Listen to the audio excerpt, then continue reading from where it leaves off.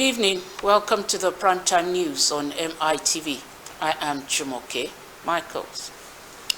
President Bola Tinubu on Saturday approved the establishment of a special presidential panel saddled with the responsibility of undertaking a comprehensive view and reform of the social investment programs suspended last month. In a statement signed by the President's Special Advisor on Media and Publicity, Ajuri Ngelale, titled, President Tinubu establishes Special Presidential Panel on Social Investment Programs. The panel will be led by the Coordinating Minister of the Economy and Minister of Finance, Mr. Wale Edu. The SPP comes 24 hours after Tinubu suspended all administered social investment programs by the National Social Investment Program Agency, which also includes the school feeding program. A statement signed on Friday by the Director of Information, Office of the Secretary to the Government of the Federation, Segun Imohosen, said the suspension was in view of the ongoing investigation of alleged malfeasance in the management of the agency and its programs. Sequel to the 6-week suspension of the 4 programs, Tinubu tasked the Edun-led panel to immediately undertake a comprehensive review and audit of existing financial frameworks and policy guidelines of the social investment programs. Former military president, retired General Ibrahim Badamasi Babangida IBB, has dismissed suggestions that Nigerians will accept a one-party state. General Babangida, who was head of state between 1985 and 1993, claimed that a one-party state tends to lead to dictatorship. The former head of state noted that he had been in a military regime, and the Nigerians he knows will not allow a one-party state. He said he had been a military man, and he knows dictatorship is not good and cannot be good in a civil society. Nigerians that he knows will not allow a one-party system and will talk anyone who muted the idea out of it until the person gets tired.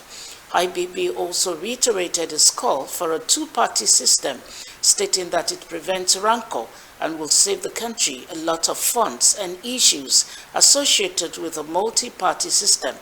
Babangida recalled that immediately after independence, Nigeria tended to gravitate towards a two-party system. The number of parties formed a coalition to gain power. It happened in the First and Second Republics. It showed up again in the Third Republic and the current Republic. He said Nigerians were capable of a two-party system because it saves one a lot of wahala and no rancor, as anyone can choose from A or B. According to the Independent National Electoral Commission, INEC, there are 19 registered political parties in the country. The presidential candidate of the new Nigerian People's Party, NNPP, at the 2023 presidential election, Senator Rabiu Kwankwaso, has said that the judgment of the Supreme Court on the Kano State governorship election tussle was a lesson for everyone. Recall that yesterday, the Supreme Court affirmed the new Nigeria People's Party, NNPP's Abba Yusuf as the duly elected governor of Kano. It was the climax after a series of litigations.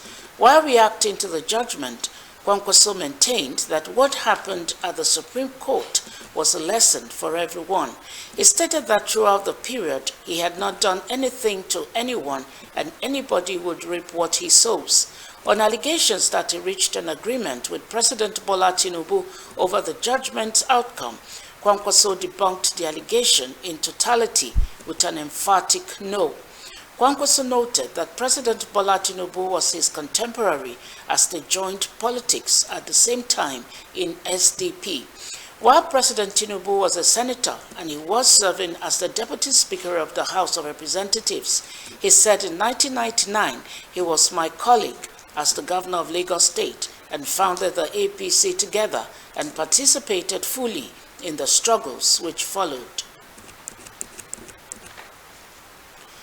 The Sultan of Sokoto, Alhaji Sa'ad Abubakar III, has tasked Nigerians with unity and peaceful coexistence for the growth and development of Nigeria. Abubakar made the call on Saturday while declaring open a memorial mosque at the Federal University, Lokoja, Kogi State. The Sultan, who was represented by the Emir of Kefi, Shehu Chindo Yamusa III, said as patriotic citizens, Nigerians should learn to always respect leaders and the rule of law, for the nation to have a direction for better living. The Sultan urged everyone to fervently pray for the leaders and not curse them, so that they don't go astray to the detriment as a nation. In commemoration of the 2024 Armed Forces Remembrance Day, the Lagos State government has enjoined Nigerians to always support and appreciate the families of the nation's fallen heroes.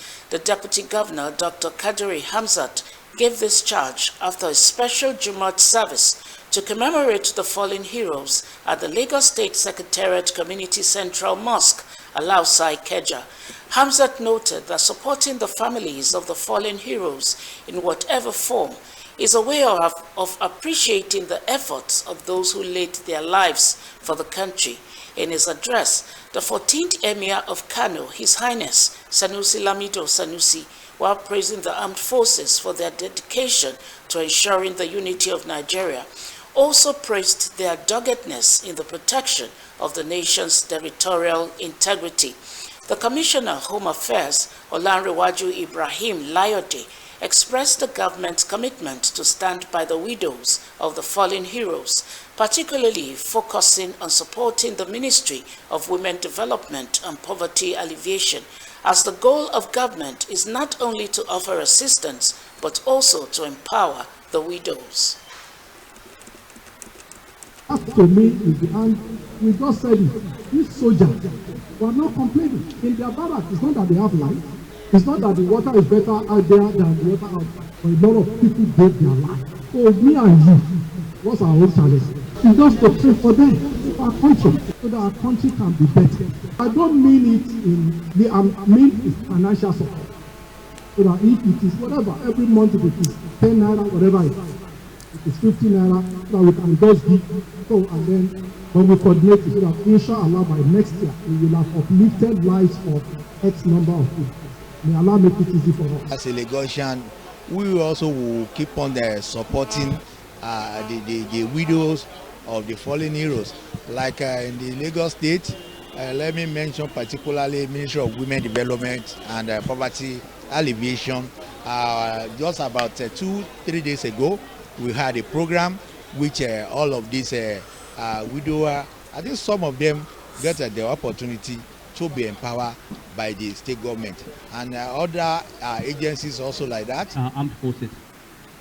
These are men and women who have devoted their lives to defending us, to carrying out this task of protecting us. Did we not have armed forces like this who would defend us? Other countries would overrun us.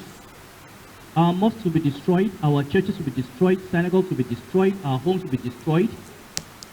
وَلَيَنْصُرَنَّ اللَّهَ مَنْ يَنْصُرُهُ, and Allah swears that He will help those who help Him. Celebrating our past and fallen heroes, but at the same time also those of us that are still alive, retired and serving. So it's nostalgic, but at the same time with a lot of feeling of elation too. Well, the government has been supporting us, especially with the coming of the present government. There has been a lot of support, both financially, morally, and otherwise.